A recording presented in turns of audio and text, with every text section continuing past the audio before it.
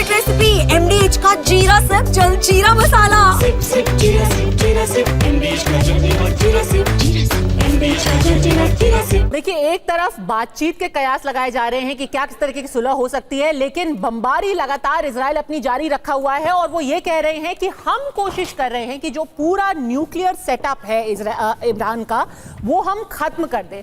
अभी तक कम से कम 1 दर्जन न्यूक्लियर साइंटिस्ट है जो ईरान के, इजराइल का ऐसा दावा है कि हमने मार दिए हैं, और 2 और कमांडर उनके पिछले 24 घंटों में इजराइल ने मारे हैं। और उनका कहना है कि ये एक बहुत बड़ी जीत है उनके लिए। जंग का जो नवा दिन था, इजराइल में 9 अक्टूबर 2023 को हमला जो किया गया था, उसका मास्टरमाइंड एक तरीके से इस शख्स को माना जा रहा है, सईद इजाजी। ये फिलिस्तीन में कुर्द्स फोर्स के प्रमुख है। ये एक कमांडर है जिसको इजराइल ने कर मार गिराया, और उसके अलावा एक शख्स और है, यानी कि कुल ऐसे 2 कमांडर्स हैं कुद्स फोर्स के जिनको इजराइल ने कल 24 घंटे में मारा है। यानी कि 7 अक्टूबर का जो हमला था उसका मास्टरमाइंड जिस शख्स को माना जाता है सईद इजाजी, उसको मारा है, और साथ ही साथ एक और कमांडर की भी हत्या मिसाइल स्ट्राइक में इजराइल ने की है। ये कितना बड़ा सेटबैक है जनरल कुलकर्णी? क्या एक तरीके से कोशिश की जा रही है कि जो मेन सेटअप है पूरा उसको खत्म कर दिया जाए, न्यूक्लियर साइंटिस्ट और कमांडर्स उनको मारा जाए?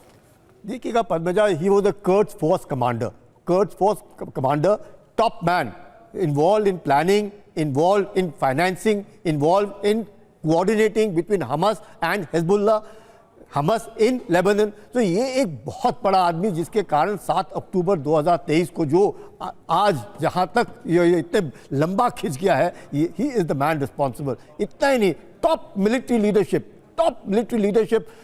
और यही कारण है कि आप खमानी भी खुद जानते हैं कि उनकी भी मौत कभी भी आ सकती है। यही नहीं कि कोई मारेगा उनको, उम्र हो चुकी है। He is also 87 year old man, वो भी कभी भी जा सकते हैं। तो उन्होंने भी अपना लाइनअप लगा दिया है कि ये आदमी है जो मेरे से टेक ओवर करने की काबिलियत रखते हैं। पर मिलिट्री लीडरशिप निक्स, न्यूक्लियर साइंटिस्ट निक्स।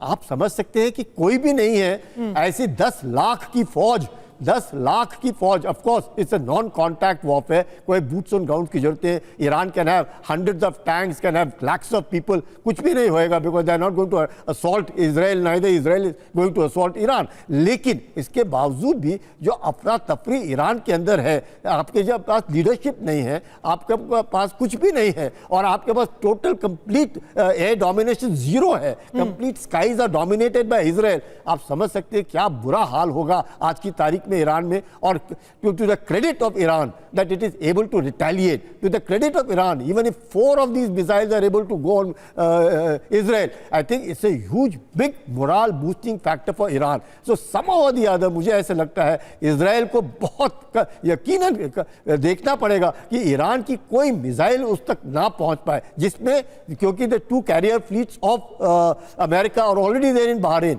अगर उसकी मदद से लेकर के और कुछ कहीं ना कहीं अमेरिका इनकी मदद करे, यूके इनकी मदद करे, इनका एयर डिफेंस स्ट्रॉन्ग करे, और कम से कम हौसला अफजाई इजरायलियों की हौसला अफजाई करना बहुत जरूरी है। नहीं तो वहां पर भी जितने प्रकार से उनके अस्पतालों पर गिरा जा रहा है, हाइफा पोर्ट पे नुकसान पहुंचाया जा रहा है, तकरीबन 20,000 लोगों ने एप्लीकेशन डाल रखी है कि उनके घरों का नुकसान हुआ है, घर बर्बाद हो गए हैं। All this shows that Israel is presently, I would not say on the back foot, but is feeling the heat of Iran's offensive. इससे पहले कि युद्ध विराम हो जी, इससे पहले कि युद्ध विराम हो, सुशांत सरीन, पूरी लीडरशिप को खत्म करने का एक प्लान बनाया गया है। क्या खामेनेई भी अगले निशाने पे होंगे? जिस तरीके से न्यूयॉर्क टाइम्स की खबर है कि खामेनेई ने अपने जो उत्तराधिकारी हैं, जो उनके वारिस होंगे, उनका नाम अभी ही बंद लिफाफे में डाल दिया है। क्या अब उनको भी समझ में आ गया है कि मैं अगला निशाना हो सकता हूं? एक तरीके से ट्रांसफर ऑफ पावर की तैयारी हो गई है।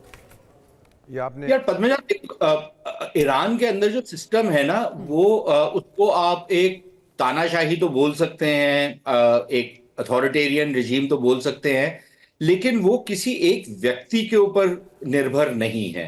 जैसे बहुत जगहों पर ये होता है कि भाई पाकिस्तान जैसे देश में अगर वो जो डिक्टेटर है वो मर जाए तो ठीक है, एक और फौज का सरबराह बन जाएगा, लेकिन वो डिक्टेटर नहीं रहेगा।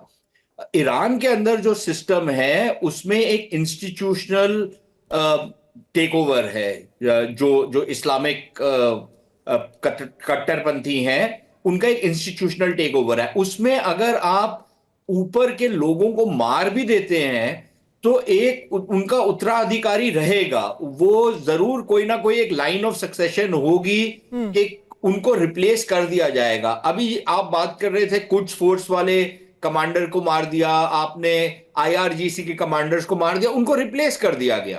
तो ऐसा नहीं है कि आप वो रिप्लेसमेंट नहीं हो सकती, और ये भी नहीं है कि अगर आप 15, 20, 100, 200 और जो टॉप के लोग हैं उनको आप मार दें तो उससे आप वहां पर तख्ता पलट देंगे जो इस्लामी सरकार है उसका। ये जरूर हो सकता है कि वहां पर जो नए लोग आए वो शायद थोड़ी और उदारवादी नीतियां अडॉप्ट करें, वो शायद थोड़ी और समझौते की बात करें और इतनी कट्टरपंथी जो नीतियां अभी तक की थी वो ना करें, वो प्रॉक्सीज वाली बात ना करें। वो एक संभावना जरूर है, लेकिन ये मान लेना कि आप इसको तहस नहस कर देंगे। अच्छा, तहस नहस कर भी दिया तो क्या रिप्लेस किसके साथ करेंगे?